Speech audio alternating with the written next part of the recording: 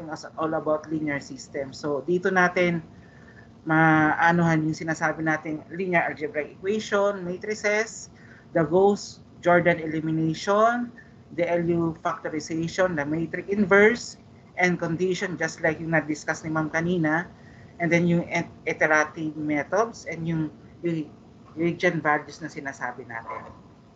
So, balikan natin yung sinasabi nating linear equation. So, ang linear equation or a system of linear equation, sinasabing is a collection of two or more linear equation and yung solution to a system of linear consisting of certain values of each of unknown variables na tinatawag in the system, wherein that satisfy yung all of its equation or makes the equation true. So we have certain sinasabi dito yung sinasabing the solution must satisfy each equation in the system, and all equation in system are linear. The system is a system of linear equation. So yung linear system also is a system of equation, is an ordered pair that satisfies all equation in the system and can be also known as exactly one solution, no solution, and infinitely many solution for this. So yung linear system natin, kung maalala natin, meron different ways on how to solve the system. We have the graphing, the substitution, the elimination, and then yung sinasabi nating multiplication matrices natin. So let's have this one, yung matrix solution of linear system. So when we solving system of linear equation, we always represent a linear system of equation by augmented matrices, and a matrix which stores the coefficient and constant of the linear system, and then manipulate the augmented matrix to obtain the solution of the system. So for example, these two equations, we have x plus 3y is equal to 5, and we have also 2x minus y equals to 3. So if we augment these two equation, so kukunin lang natin yung mga constant numbers or constant numbers. So yung x meron tayong 1, and then meron tayong 3, and then meron tayong 5, and we have also from the second equation, meron tayong 2, and then negative 1 and 3.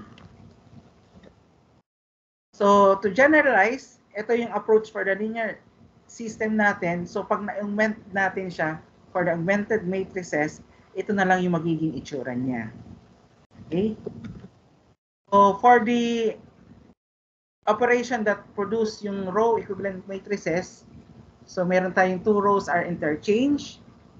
So meron din tayong a row is multiplied by a non-zero constant, and also we have the condition na meron tayong constant multiple of one row is added to another row. So later on, meron akong ipapakitang sample for this one. So we have this one, yung augmented matrix method natin. So we have, meron tayong three equations. So yung mga coefficients is, ito, linagay natin, yun ang sinasabi natin, augmented matrix. So from the equation 1, meron tayong 1, we have negative 2, positive 3, and then yung 9. And we have 0, kasi wala namang value yung ating x. In the second equation, we have 1 for y, and 3 for z, and 5. And the coefficient for the third equation, we have 2, we have negative 5, and 5, and 17. So for this certain method, ang pinaka-aim natin is yung diagonal, itong area na to, yung diagonal na yan. Gagawin natin yan lahat 1. So I have here yung step-by-step method. Una, para maging 1 yung diagonal natin. So first method is yung multiply natin ng negative 2 yung row 1 natin plus yung row 3 natin. Ito yung row 1 natin and then yung row 3 natin. So para naging 0 yan. So we have negative 2 times row 1 natin is 1 plus 2 kaya naging 0 siya. Negative 2 plus 2 is 0. Next, negative 2 times yung negative 2 natin is negative 4 plus negative 5. Negative plus negative is positive 4 plus negative 5 is negative 1. Okay, pag in-add natin yon. So we have negative 2 times 3 plus 5 is negative 1. And then we have negative 2 times 9 plus 17 is equal to negative 1. So, magiging bagong matrix natin is ito na. So, 1, negative 2, 3, and 9. 0, 1, 3, and 5. And 0, negative 1, negative 1, and negative 1. So, hindi pa natin nagawang all 1 ng diagonal area natin. Yung kasi ang pinaka-aim natin, lahat maging 1 yan. So, ang gagawin natin, second method is, we just have the row 2, add natin dun sa row 3 natin. Okay, row 2 ito, and then row 3 natin. So, row 2 natin is 0, plus 0, kaya naging 0 siya. And then 1, plus negative 1, naging 0 siya. And then 3, minus 1 is 2, and 5 minus 1 is 4. So, magiging ano na rin yan, magiging mukha ng ating matrix is ito na. So, 1, negative 2, 9, 1, negative 2, 3, and 9. Second row natin is 0, 1, 3, and 5. And then 0, 0, 2, and 4. So, hindi pa rin nasisatisfy. Yung sinasabi nating lahat yung diagonal area natin is 1. So, para magawa natin 1 to, ang gagawin natin is just have multiply yung row 3 natin ng 1/2. Okay? So, we have 1/2 of row 3 of 0 is 0. 1/2 times row 3 natin is 0 ulit. So, 1/2 of 2 is 1. And 1/2 of 4 is 2. So, yung magiging bagong nating itsurang matrices is 1, negative 2, 3, and positive 9. 0, 1, 3, and 5. 0, 0, 1, and 2. So, nagawa na nating lahat 1 yung diagonal natin, so pwede na tayo mag-stop doon. So, if we recall to solve for the x and y, kung i-recall natin, hindi ko na siya i-discuss thoroughly, using the back substitution natin. So, from the equation, di ba dito sa equation natin na to na x minus 2y plus 3z equals to 9, y plus 3z is equals to 5, 2x minus 5y plus 5z is equal to 17. So, yung ano natin, ito naging itsura na natin. Okay. So, yung value ng x natin, kasi ito yung x value natin, ito yung y value natin, and then yung z value natin. So, yung x natin is positive 1, y is negative 1, positive, naging negative siya, and then yung z value natin is, kasi ito yung z natin would be 2 natin. So, that would be for this answer for x, y, and z using the back substitution. Okay, meron tayong mga final matrices for linear system and 2 variables. So, meron tayong siguro yung mga good example nito from the next na reporter natin. So, I just only show yung all about this one. So, we have the form 1, the unique solution, yung sinasabi nating consistent and independent. So, meron tayong 1, 0, and then may variable tayong m and n, 0, 1, n. And then number 2 form is yung sinasabi nating infinitely many solutions. So, consistent and dependent. So, yung further discussion yan, kung mas magandang makikita natin yan sa 3 equations or linear equations, makikita natin yan. And then we have also yung no solution, yung inconsistent natin. If we recall, from the undergraduate natin, ito yung siguro yung pinaka-simplest na method. We have the graphing method using the linear system into variables. So from the graph, from this portion, may one solution tayo wherein we have the coordinates of a point. And then may no solution tayo wherein mapapansin natin hindi nag-meet or hindi nag-target yung dalawang lines natin or inconsistent yung sinasabing cases.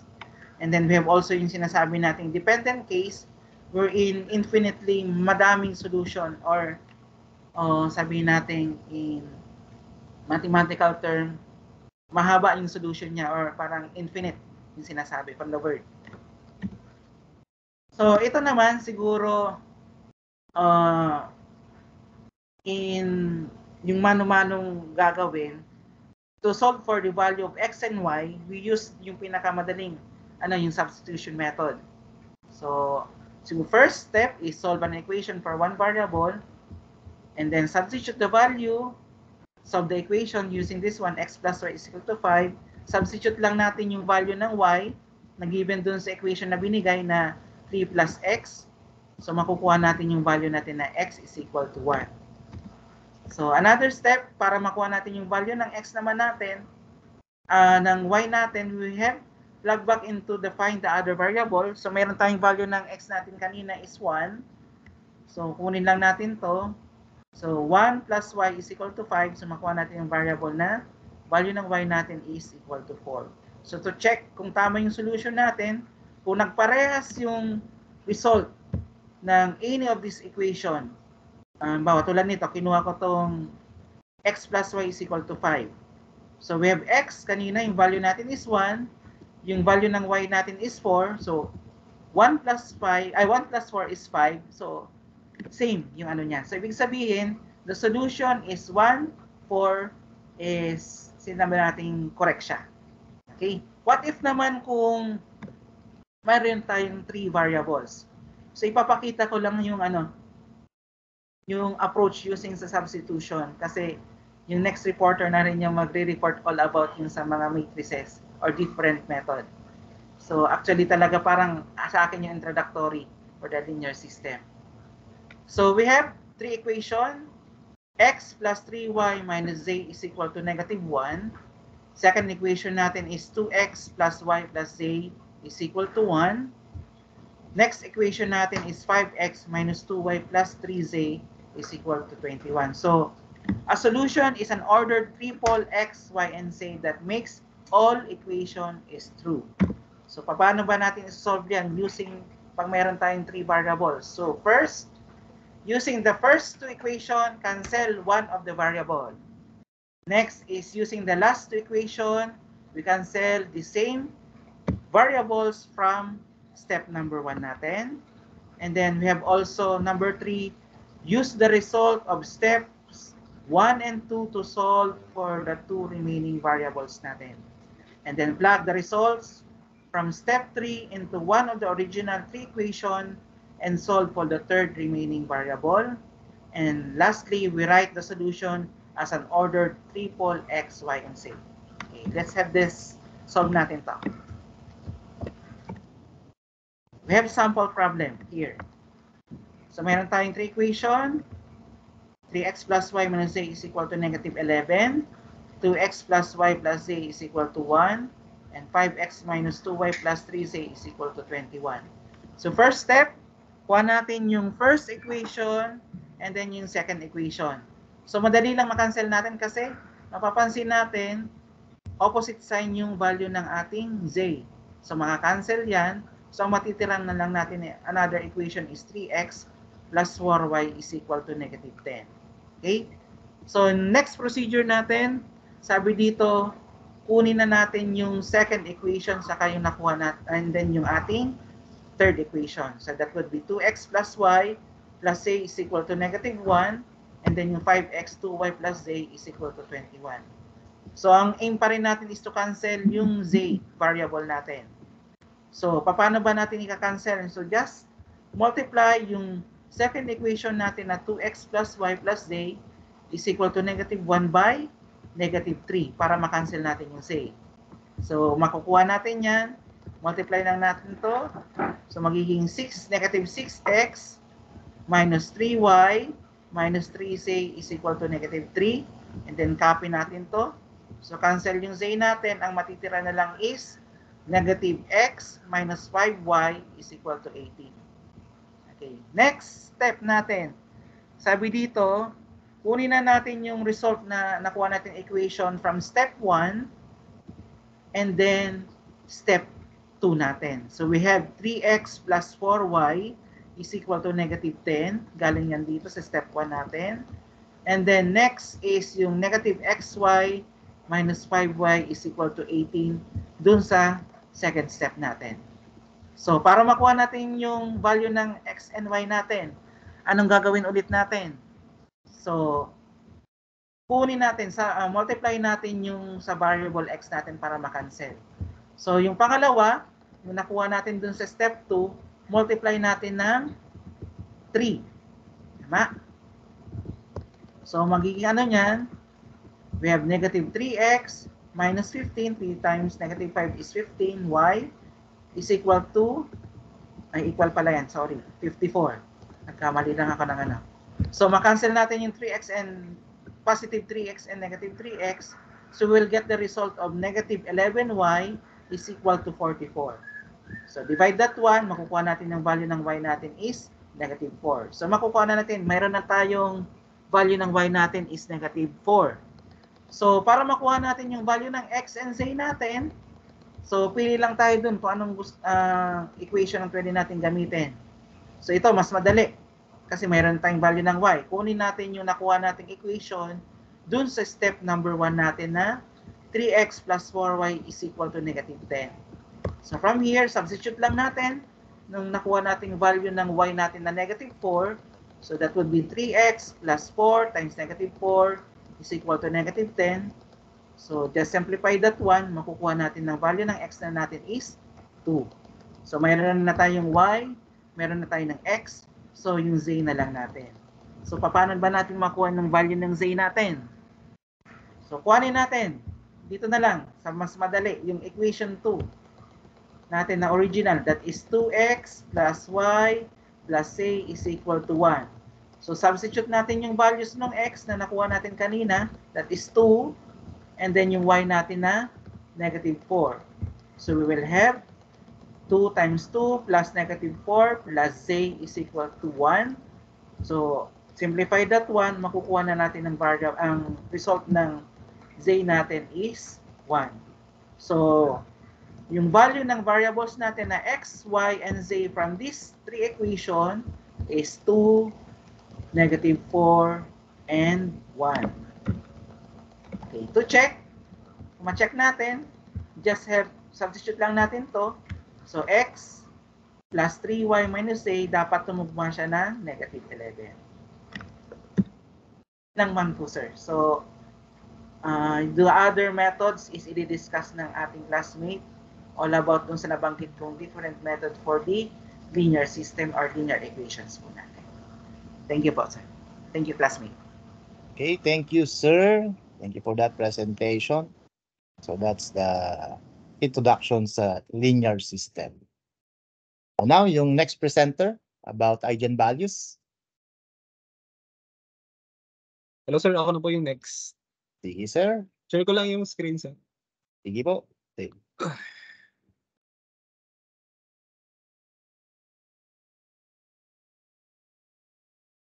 Hello po, good evening. Nakikita na po. Dito na, sir. Yes po. Hello? Sige na, sir. Sige po.